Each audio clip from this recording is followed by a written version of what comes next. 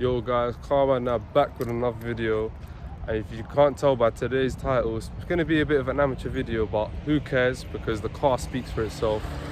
Yes, that's right, F12 Berlinetta, man. Just look at it. I mean, it is absolutely wonderful. What a piece of kit. I mean, just look at the way the body's sculpted. You get all these air channels, you know, the air comes in through here.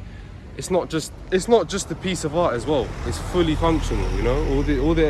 All the body lines you see is to get the maximum amount of downforce. Like, just look at this diffuser, like the way it just comes in, air channels through the back.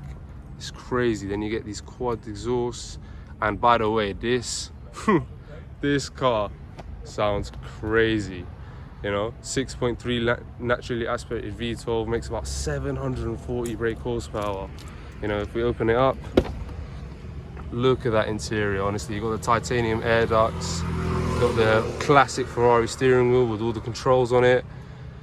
You know, it's crazy, honestly. And this spec is perfect. If you guys don't know, this car's owned by none other than Lord Sashington. Honestly, what an example. Carbon ceramic brakes, perfect plate to go with it as well, F12 Bay. Honestly, what a car. And if that wasn't enough, the owner's such a legend, he's even letting me drive the car. So without further ado, let's take it for a drive. So wow, you got the indicators on the steering wheel.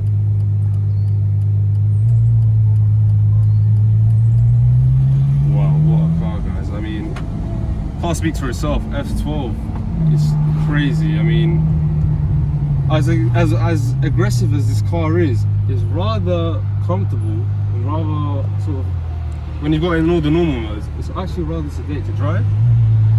It's hard to describe. I mean, like, I'm just chilling now. It's in auto, you know, and the ride is perfect. You know, you got that. I think it's like a magnetic ride. It's honestly, I can see why Ferrari call it a GT cruiser, because it's an amazing car. Sash, you've got an amazing car, man. Thank you, mate. It's incredible. You know, let's do a couple downshifts. Oh, I'm fucking shitting myself. So yeah, I mean, back end lights out. It's got 740 horsepower, so you can imagine it is not no joke. How do I take it out of auto? Oh, okay, perfect. So now we're in fully manual mode. Let's just try and see how the gearbox is. Let the road open up a bit more.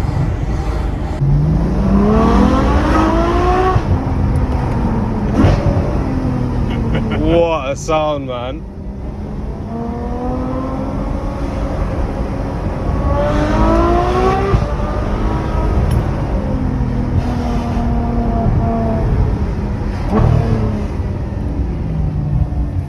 Oh.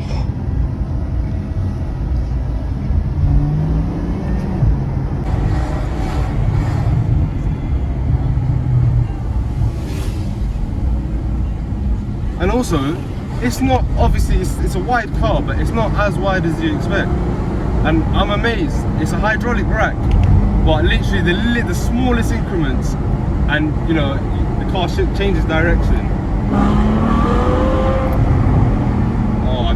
The torque, and just, this car's crazy, honestly. This car's absolutely crazy. I just want to thank the owner a million times. Thank you, Sash. Pleasure, man. It's honestly a experience of a lifetime. Awesome. What a, oh my days, honestly. Thank you so much. I think we can just end it there. Yo guys, so you join me with the E53. Bit of a weird one. Got a fish in the exhaust. I'm sure my mate must have put it there. But anyway, let me just jump inside the car. Let it warm up before I try to rev the fish out. So obviously you've just seen me drive the F12. I've had to cut it short, unfortunately, because obviously it was my first time filming with like not a stranger, but obviously someone else's car, and doing like a review on it. So obviously I don't want it to be too awkward where, you know, I'm just shoving a camera and like getting him to hold the camera. Like obviously I want to obviously chat to Sash as well, not just you know, act like some YouTuber, blah blah blah. So yeah, that's kind of why the video kind of cut short, and I didn't really get much footage, as you can see, compared to my other videos, which are like bare waffle and just bare long. I couldn't get like proper good footage, so I do apologise for that. But don't worry, for future reviews, obviously I'm just getting used to being on camera in general, so I'm just trying to be a little less stiff, you know, try to be a bit more myself, innit?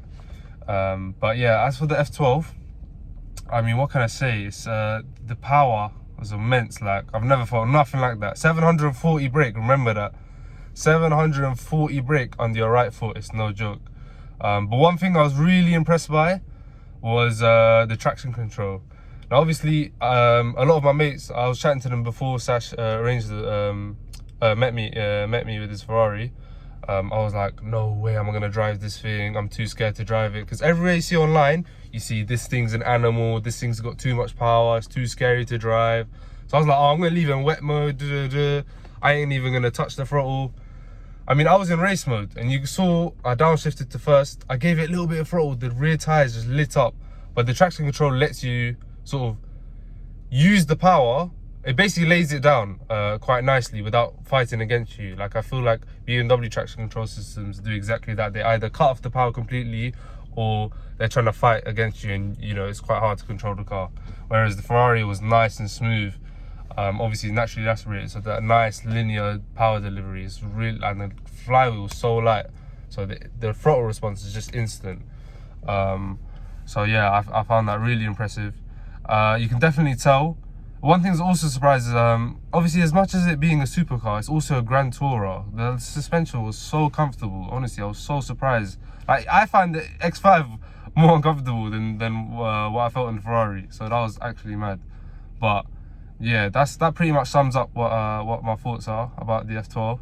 I hope you enjoyed the video, guys. Make sure you subscribe, like and share, and comment below what kind of cars you want to see on the channel. I've got a lot more cars lined up, so stay tuned. But for now, I've been Carman Nab. Take care, guys. Bye bye.